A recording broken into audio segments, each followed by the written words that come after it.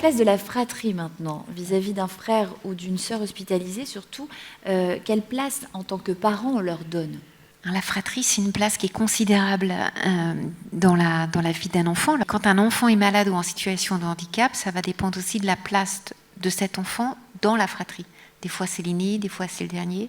Et la fratrie, elle va très souvent être inquiète pour le frère, la sœur, être inquiète pour les parents, et puis vivre de plein fouet les bouleversements de temps. Les parents ne sont plus disponibles comme ils pourraient l'être, ils ne peuvent plus faire les activités qu'ils faisaient, la vie, des fois on déménage, il y a des changements qui peuvent être extrêmement variables là encore, selon le type de maladie ou de handicap, et la fratrie, elle n'est pas insensible à ça. La fratrie, il faut essayer tant qu'on peut d'avoir des espaces dans les hôpitaux, dans les maisons, au sein des familles, et espérer qu'il y ait un relais, que les parents puissent un tout petit peu, même 2-3 minutes, aller prendre un chocolat chaud à la machine de l'hôpital avec la fratrie, montrer le parent est disponible pour l'enfant, pour montrer qu'il a toute sa place et surtout ne pas le réduire au statut du frère, sœur de l'enfant malade. Ne pas perdre de vue que la fratrie ne doit pas se perdre dans cette expérience.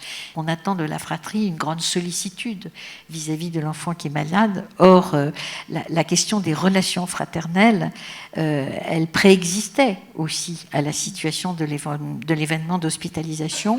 Et donc, ça va bouleverser, cet événement va bouleverser aussi toute la question de la qualité des relations qui existaient avant l'événement entre les frères et sœurs qui sont concernés par cette situation. Souvent, on s'imagine, on espère que nos enfants, quand on a une fratrie et qu'il y en a un qui est en difficulté, il y aura une solidarité fraternelle. Alors ça, c'est au pays des bisounours. Bien souvent, c'est pas le cas parce qu'il y a de l'anxiété. Donc la fratrie, elle peut être très en colère. Alors il y a toute la dynamique de la fratrie avant. Elle peut avoir très peur de la maladie. Elle peut être très contente que le frère et sœur soient malades. Parce que du coup, à la maison, il n'est plus là. Oui, ça peut paraître étrange, voilà, mais effectivement... À la maison, j'ai plus de place. Il faut aussi savoir accueillir ces émotions-là.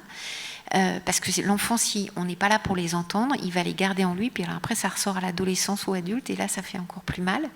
Donc, on peut avoir des supports comme la respiration, comme le dessin. On a des enfants, des fois, qui font des petites vidéos.